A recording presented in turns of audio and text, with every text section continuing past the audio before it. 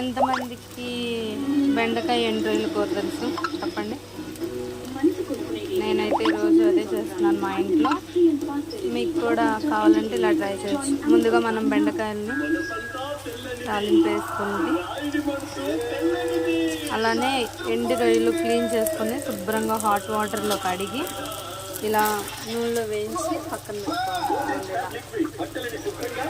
ఈలోపు మనం బెండకాయ కర్రీని చేసుకుందాము.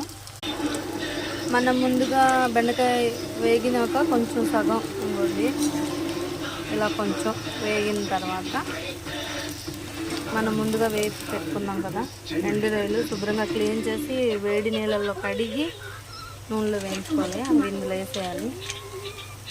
బాయ్ కూర అయితే భలే ఉంటుంది. మీరు కూడా ఒకసారి ట్రై చేయండి. కొంచెం రెండు కలిపి వేయించుకోవాలి.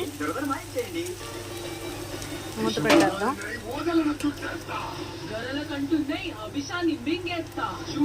ఓకే, మన కూర ఎక్కడ దాకా వచ్చిందో చూద్దాము. ఇంకా కొంచెం మగ్గాలి. బెండకాయ మగ్గాలి. మగ్గిన తర్వాత పసుపు ఉప్పు వేసుకోవాలి. ఇవి మగ్గుతూ ఉండగానే నేను ఒక 2 టమాటాలు కట్ చేసి పెట్టాను. 2 టమాటాలు వేసుకోవాలి. కొంచెం గ్రేవీగా వస్తుంది అన్నమాట కర్రీ.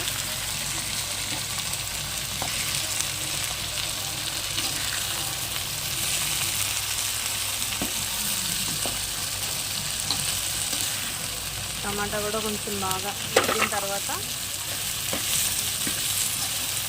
మనం పసుపు ఉప్పు వేసుకుందాం. ఈలోపు టమాటా మగ్గుతూ ఉంటుంది. ఎప్పుడైనా మీరు ట్రై చేయకపోతే ఈ కర్రీ ట్రై చేయండి. చాలామంది ఎండు రొయ్యలు ఏంటో అనుకుంటారు. పచ్చి రొయ్యల కన్నా ఎండు రొయ్యలు కూడా టేస్ట్గానే ఉంటాయి. బెండకాయ పిల్లలు ఇలా తిన్నప్పుడు ఇలా కూడా ఒకసారి ట్రై చేసి పెట్టండి. పిల్లలు బాగా లైక్ చేస్తారు. టేస్ట్ తగినట్టు సాల్ట్,